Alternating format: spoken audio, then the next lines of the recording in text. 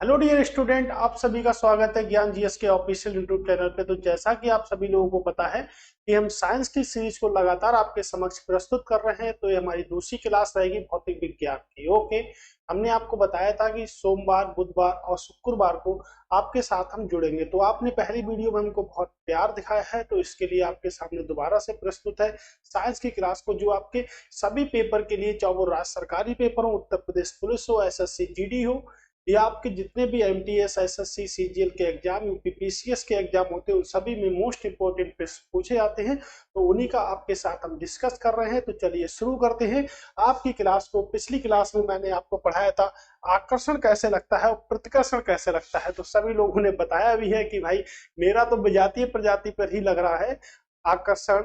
तो आकर्षण जो होगा वो हमेशा विजातीय प्रकृति पर ही लगेगा और प्रतिकर्षण जो होगा वो हमेशा सजातीय प्रकृति पर लगेगा। इसे आवेश यानी कि कूलाम का नियम भी हम कह सकते हैं। ठीक, चलिए पहला प्रश्न है कि प्रकाश विकिरणों की प्रकृति कैसी होती है? तरंगों के समान, कण के समान, तरंग व कण दोनों के समान, या तरंग व कण किसी के समान नहीं होती है? तो देखिएगा, प्रकाश की जो प्रकृति होती है वो दोहरी प्रकृति होती है। कैसी प्रकृति होती है? दोहरी प्रकृति। तो प्रकाश की एक प्रकृति होती है कण के समान, और दूसरी जो प्रकृति होती है वो किसके समान होती है? आपकी तरंग के समान। तो प्रकाश का जो कण का जो सिद्धांत था उसको किसने दिया? तो उस सिद्धांत को दिया आपके न्यूटन ने, सर आइजैक न्यूटन ने। इन्हीं ने ग्रेविटेशनल फोर्स को भी दिया था, यानी गुरुत्वाकर्षण बल को भी इन्हीं ने दिया था। और जो आपके प्रकाश का जो तरंग सिद्धांत है वो किसने दिया? तो ह्यूजेंस ने दिया था। इसने दिया था, ह्यूजेंस ने दिया था। ये आप याद रखिएगा, अच्छे से याद रखिएगा आप इसको। ठीक है, चलिए ठीक है। तो इसका जो सही आंसर होगा वो दोनों के समान होगा। मोस्ट इंपोर्टेंट प्रश्न है आपके लिए, वेरी वेरी मोस्ट इंपोर्टेंट प्रश्न आपके लिए बनता है। देखते हैं डिटेल सोल्यूशन में क्या है। तो प्रकाश की जो प्रकृति होती है वो कैसी होती है? दोहरी प्रकृति होती है। कभी कण के समान होता है तो कभी तरंग के समान होता है। प्रकाश के कुछ गुणों जैसे व्यतिकरण, विवर्तन, ध्रुवण इत्यादि की व्याख्या प्रकाश की प्रकृति को तरंग के समान मानकर की जाती है, राइट। जबकि कुछ अन्य गुणों जैसे वैद्युत प्रभाव, कंपटन प्रभाव आदि की व्याख्या यह मानकर की जाती है कि प्रकाश ऊर्जा के छोटे छोटे पैकेटों के रूप में बना हुआ है। तो प्रकाश कभी तरंग के समान तो कभी कण के समान रहता है। और प्रकाश की जो प्रकृति होती है वो डुअल होती है, यानी कि दोहरी प्रकृति होती है आपके प्रकाश की। तो एक प्रश्न आपके कई सारे एग्जामों में आज तक पूछा गया, तो मोस्ट इंपोर्टेंट बनता है हमारा ये प्रश्न। मानव आंख दृश्य प्रकाश कि जिस तरंग दैर्ध्य के लिए सबसे अधिक सुग्राही होती है वह क्या है? तो जो हमारी मानव की जो आंख है वो किस प्रकाश के लिए सुग्राही होती है? सीधे सीधे एक प्रश्न पूछा है। 6050 एंगस्ट्रॉम, ठीक है, 5500 एंगस्ट्रॉम, 4500 एंगस्ट्रॉम या 7500 एंगस्ट्रॉम। अगर मानव आंख की बात करेंगे तो मानव आंख जो होती है वो आपकी 5500 एंगस्ट्रॉम के लिए क्या होती है? सुग्राही होती है। यानी कि मानव आंख जो एंगस्ट्रॉम होता है, जो हमारा 55 एंगस्ट्रॉम 5500, उसके लिए क्या होती है? सुग्राही आपके लिए होती है। तो देखिए, मानव आंख जो होती है वो 55 तो एंगस्ट्रॉम या 5500 नैनोमीटर तरंग दैर्ध्य के लिए क्या होती है? सुग्राही होती है। ठीक है, तरंग दैर्ध्य के लिए सुग्राही होती है। दृश्य प्रकाश की तरंग दैर्ध्य 400 नैनोमीटर से 700 नैनोमीटर होती है। यानी कि आपको ये भी पता चला है कि दृश्य प्रकाश होता है वो 400 नैनोमीटर से लेके 7000 नैनोमीटर आपकी होती है। मानव नेत्र दृश्य प्रकाश के माध्यम तरंग दैर्ध्य वाली किरणों के हरे पीले रंग की प्रकाश की किरणों को के प्रति क्या होता है? सुग्राही होता है। जो हरा पीला होता है उसके प्रति क्या होता है? सुग्राही होता है आपका जो मानव नेत्र है। ये देखिएगा, ये जो प्रश्न है ये आपके स्टेटमेंट लेवल का प्रश्न है। एक खतरे का सिग्नल लाल रंग का होता है, तो सभी को पता है कि खतरे का जो सिग्नल होता है वो लाल रंग का ही होता है। ठीक है, ओके। लाल रंग का प्रकीर्णन सबसे कम होता है। मैंने आपको प्रीवियस क्लास में पढ़ाया था कि लाल रंग का प्रकीर्णन सबसे कम होता है। तो देखिएगा, कारण कथन आप पढ़ लीजिएगा, तब तक मैं आपको बताता हूँ कैसे अगर हम इसको डिसाइड करते हैं तो कैसे डिसाइड करेंगे। ये देखिएगा, अगर हम बात करें, मैंने आपको बताया था कि जब हम बात करते हैं तो रंगों को हम किसके द्वारा निकाल सकते हैं? तरंग दैर्ध्य के द्वारा। तो जिस रंग की तरंग दैर्ध्य सबसे अधिक होगी, जिस रंग की तरंग दैर्ध्य अधिक होगी उसकी आवृत्ति हमेशा क्या होगी, तो उसकी आवृत्ति हमेशा कम होगी। याद रखने का पॉइंट है, अगर किसी रंग की तरंग दैर्ध्य अधिक होती है तो उसकी आवृत्ति हमेशा क्या होगी, कम होगी। तो सबसे अधिक जो तरंग दैर्ध्य होती है वो किसकी होती है, लाल रंग की होती है। और सबसे कम जो तरंग दैर्ध्य होती है वो किस रंग की होती है, तो वो आपके बैगनी रंग की होती है, राइट। और अगर दूसरे की बात करेंगे कि जिसकी तरंग दैर्ध्य सबसे कम होगी उसकी आवृत्ति हमेशा क्या होगी, बढ़ेगी, ठीक है। तो तरंग दैर्ध्य कम होगी तो आवृत्ति क्या होगी, हमेशा बढ़ेगी।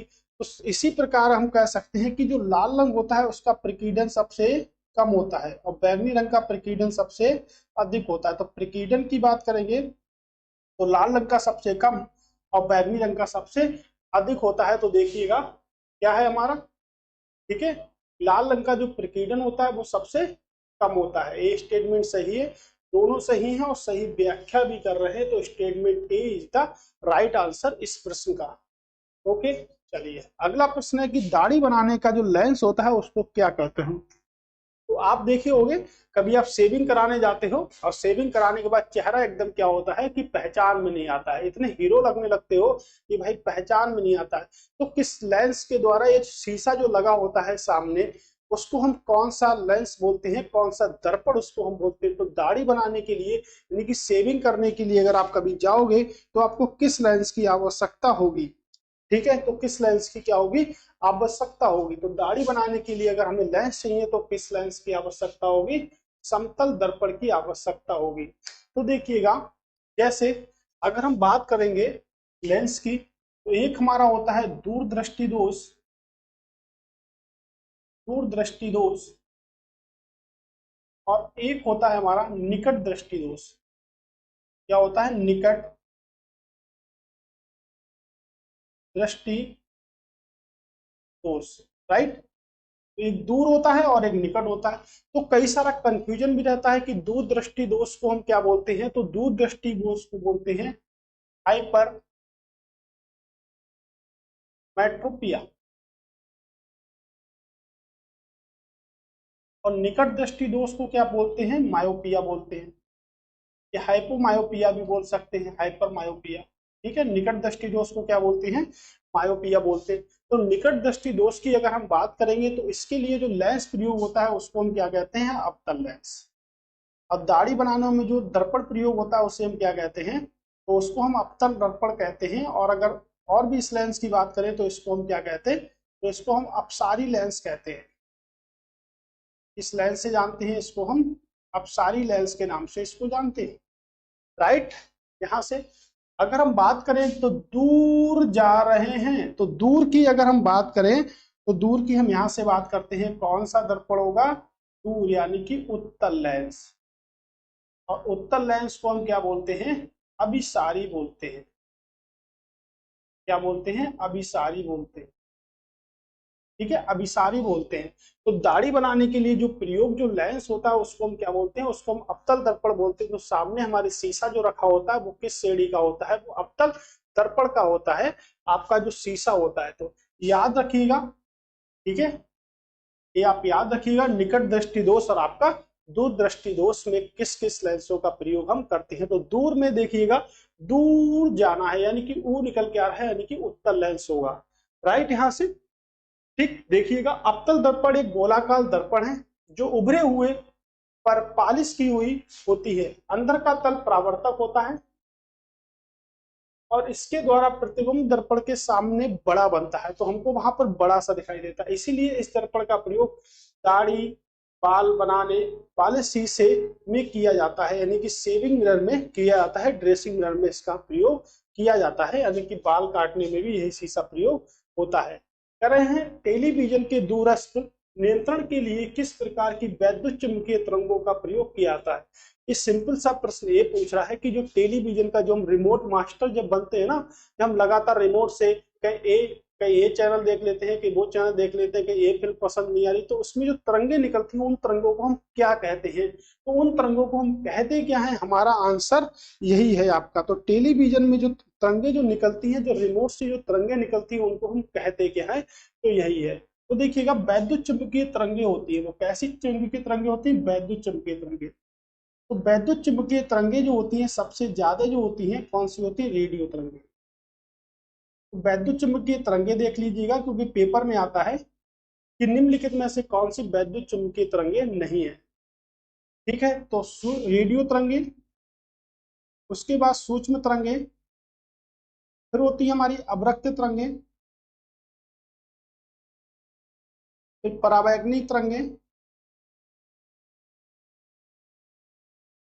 एक्स किरणें होती हैं फिर हमारी, यानी कि एक्स तरंगे होती हैं, और उसके बाद जो होती है वो हमारी क्या होती है, गामा। ठीक है, गामा किरणें होती है, गामा तरंगे बोल दो।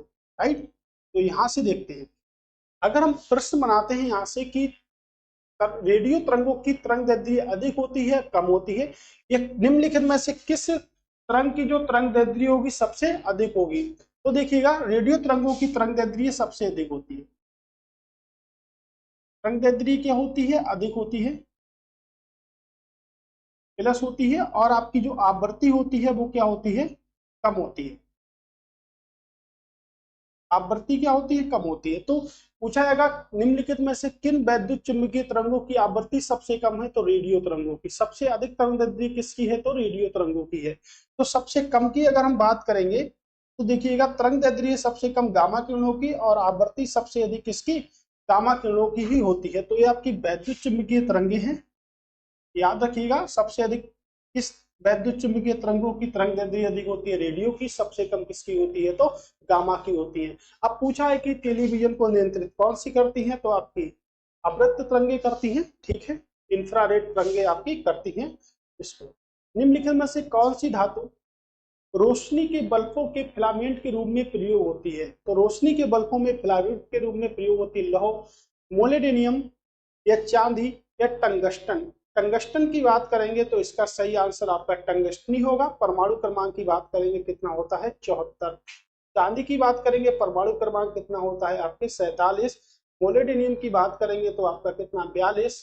और आपके आयरन की बात करेंगे तो परमाणु क्रमांक कितना, 26 होता है। तो आवर्त सारणी ले लीजिएगा आप लोग। अब केमिस्ट्री के अंतर्गत जब हम आवर्त सारणी को देखेंगे यहाँ से, तो हमको पता चलेगा कि इसका परमाणु क्रमांक कितना है, और इसको किस किस अवयव से हम क्या करते हैं, प्रदर्शित करते हैं। तो देखिएगा परमाणु क्रमांक।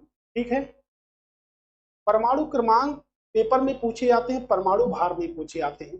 तो जिन तत्वों के परमाणु क्रमांक समान होते हैं, यानी कि जिन तत्वों के परमाणु क्रमांक समान होते हैं उन्हें क्या कहते हैं, उन्हें हम कहते हैं समस्थानिक। ये केमिस्ट्री में हम पढ़ेंगे। तो जिन तत्वों के परमाणु क्रमांक समान होते हैं उन्हें समस्थानिक कहते हैं, और जिन तत्वों के परमाणु क्रमांक समान नहीं होते उन्हें हम क्या कहते हैं, संभारिक कहते हैं।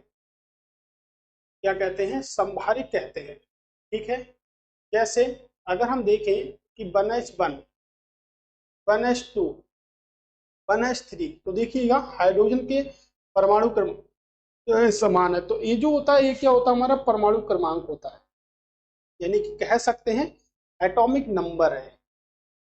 और ये क्या होता है, हमारा एटॉमिक भार है।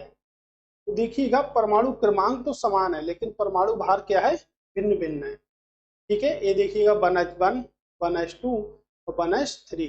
ठीक है, तो परमाणु क्रमांक जिनके समान होते हैं वो समस्थानिक होते हैं, जिनके परमाणु क्रमांक समान नहीं होते उन्हें क्या कहते हैं, उन्हें हम संभारिक के नाम से जानते हैं। तो इसमें जो होगा टंगस्टन, टंगस्टन के अगर सिंबल की बात करें किससे प्रदर्शित करते हैं, W से करते हैं। चांदी की बात करेंगे Ag से करते हैं, और अगर मोलिब्डेनम की बात करेंगे तो MO, और आयरन की बात करेंगे तो Fe। पोषक तत्वों के लिए भी जिंक और मोलिब्डेनम सबसे जरूरी होता है, हमारे सूक्ष्म पोषक तत्वों के लिए भी। लो भाई, पूरी की पूरी थ्योरी आपके सामने प्रस्तुत है टंगस्टन की। टंगस्टन धातु का प्रयोग विद्युत बल्बों में रोशनी उत्पन्न करने के लिए किया जाता है। ठीक है, इसकी खोज जो थी वो किसने करी, देखिए खोज भी दे रखी है यहाँ पे, टॉरबर्न ने 1781 में की थी। तो याद रखिएगा टंगस्टन की खोज टॉरबर्न ने 1781 में की थी। इसका गलनांक जो होता है वो 3422 डिग्री सेंटीग्रेड होता है। और क्वथनांक की बात करेंगे तो क्वथनांक आपका कितना होता है, ठीक है, ये क्वथनांक हमेशा क्या होगा, ज्यादा रहेगा। विद्युत बल्ब दीप्ति के साथ प्रकाश उत्पन्न करता है, गर्म होने के कारण प्रकाश का उत्सर्जन उद्दीपित कहलाता है। विद्युत बल्ब में टंगस्टन का बना हुआ एक पतला तंतु होता है जिससे होकर विद्युत धारा बहती है और गर्म होकर प्रकाश देने लगता है। तो सिंपल सा बात है कि प्रकाश उत्पन्न करने के लिए किस धातु का प्रयोग करते हैं, तो टंगस्टन धातु का प्रयोग करते हैं। यहाँ से डायनमो जिसे विद्युत उत्पादन हेतु कथित रूप से प्रयोग में लाते हैं, वास्तव में क्या है? इतना बड़ा क्वेश्चन को छोड़ो, सिर्फ ये है कि डायनमो का कार्य क्या है। तो डायनमो क्या करता है? आयंस के स्रोत के रूप में कार्य करता है, इलेक्ट्रिक चार्ज का स्रोत है, ऊर्जा का परावर्तक है या इलेक्ट्रॉन का स्रोत होता है। तो देखिएगा क्या है, तो डायनमो क्या है? आपका ऊर्जा का परिवर्तक होता है।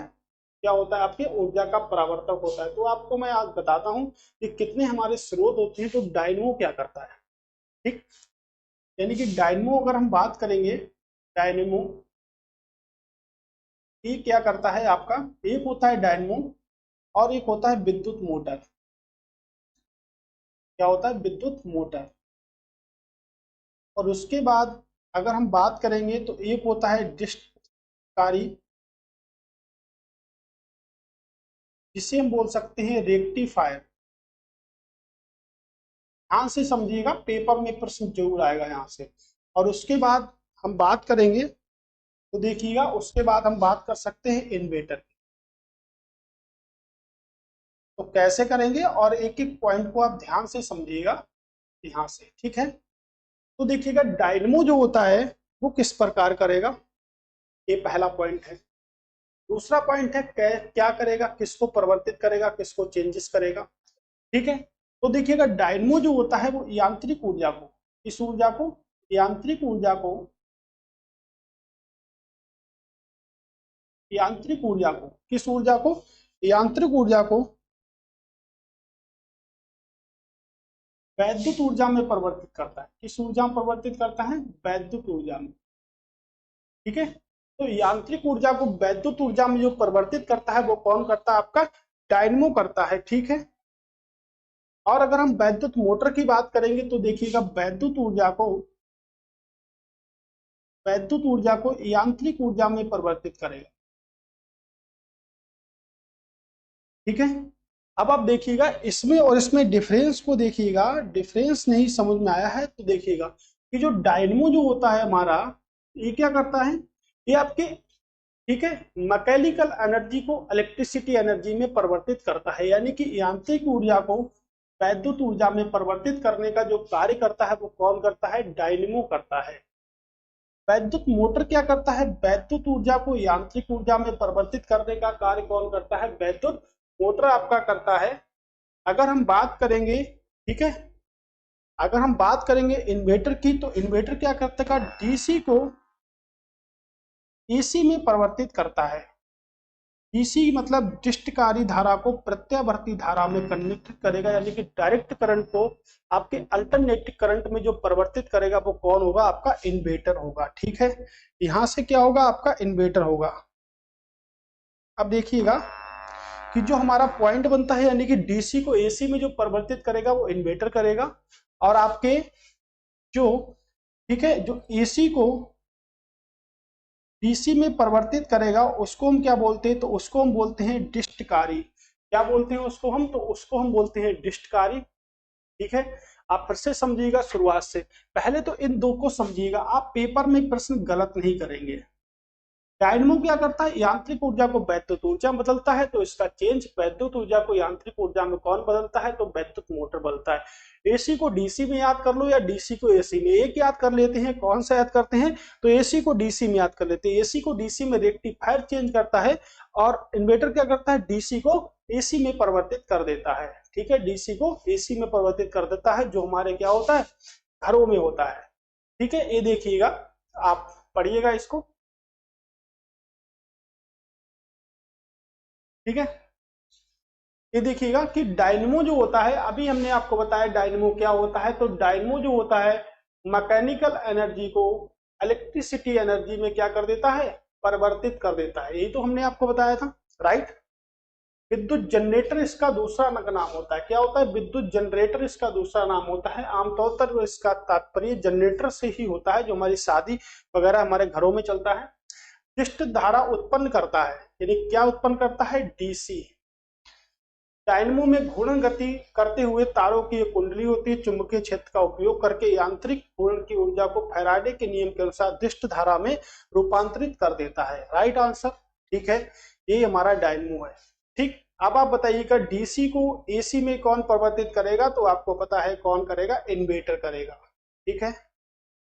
और एसी को डीसी में कौन परिवर्तित करेगा, तो आपका डिस्टकारी, अगर बोले तो रेक्टिफायर काम करेगा यहाँ पर। राइट, एक सामान्य ट्यूबलाइट में कौन सी गैस भरी होती है, आर्गन के साथ सोडियम वेपर, नियोन के साथ सोडियम वेपर, आर्गन के साथ मरकरी वेपर, या आपके नियोन के साथ मरकरी। तो आर्गन के साथ मरकरी वेपर भरी होती है, ये सभी को पता है, ठीक है। आर्गन, वायुमंडल में तीसरी सबसे अधिक मात्रा में पाई जाने वाली गैस क्या है, आर्गन। और आपके जो मरकरी है उसको हम क्या बोलते हैं, तो उसको हम बोलते हैं आपके पारा, ठीक तो है। तो मरकरी को भी हम पारा के नाम से जानते हैं, ठीक है। ट्यूबलाइट में कांच की एक लंबी ट्यूब होती है, अंदर की दीवारों पर, ठीक है, परस्पर का लेप चढ़ा होता है। ट्यूब के अंदर अक्रिय गैसें जैसे आर्गन होती है, तो कुछ पारे के साथ बाष्पीकरण के साथ भर देते हैं, यानी बाष्प के साथ क्या करते हैं, भर देते हैं इसको। श्वेत प्रकाश को नली में कैसे उत्पन्न करते हैं, तो श्वेत प्रकाश को नली में कैसे उत्पन्न करते हैं, तांबे के तार को गर्म करके, तंतु को गर्म करके, आपके परमाणु को उत्तेजित करके, या अणुओं को दोलित करके। तो श्वेत प्रकाश को नली में कैसे उत्पन्न करते हैं, तो गर्म करके उत्पन्न करते हैं, और इसका कोई कारण नहीं है, तो इसको ओनली गर्म करके हम उत्पन्न करेंगे, ठीक है। नलिका में भारी गैस आर्गन गैस तथा पारे के विसर्जन प्रारंभ करने के लिए आवश्यक हो जाता है। दोनों तंतुओं को जब गर्म किया जाता है तब तंतु गर्म हो जाता है, श्वेत प्रकाश उत्पन्न हो जाता है। नाभिकीय रिएक्टर में निम्नलिखित में से किसे मंदक के रूप में प्रयोग किया जाता है, ठीक है। ये मोस्ट इंपोर्टेंट प्रश्न मार्क कर लीजिएगा, ठीक है। थोरियम हो गया, भारी पानी हो गया, रेडियम हो गया, और आपका सादा पानी हो गया, ठीक है। तो देखिएगा नाभिकीय रिएक्टर में मंदक आखिर होता क्या है, ठीक है। तो सबसे पहला समझने का पॉइंट हमारा यह है कि मंदक जो है वो है क्या। तो मंदक देखिए क्या है, तो मंदक वे पदार्थ कहलाते हैं जो न्यूट्रॉनों की जो गतिशीलता होती है ना, उसको कम करने का काम करते हैं। तो न्यूट्रॉनों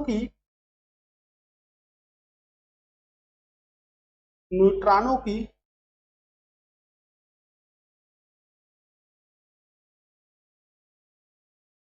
गतिशीलता को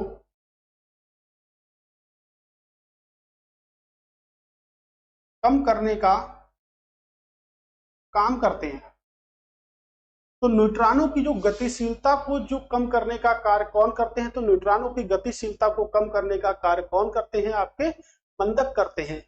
तो मंदक के रूप में आपके कई सारे प्रयोग किए जाते हैं। एक तो भारी जल का प्रयोग किया जाता है,